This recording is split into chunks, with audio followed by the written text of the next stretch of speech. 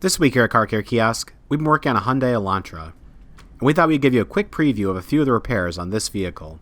First up, we're going to show you how to change the headlight bulb. Remove the headlight housing. There are two 10mm bolts and one 12mm bolt to remove from this housing.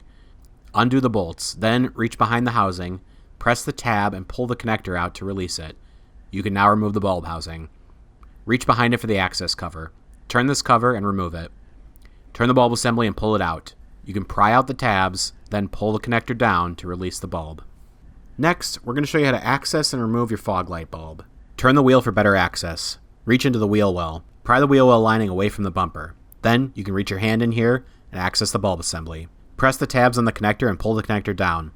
You can turn the bulb and pull it straight out to remove. And finally, an easy one, let's show you how to access and remove the center brake light bulb. Open the trunk and reach up under the housing. Turn the bulb assembly and pull it down.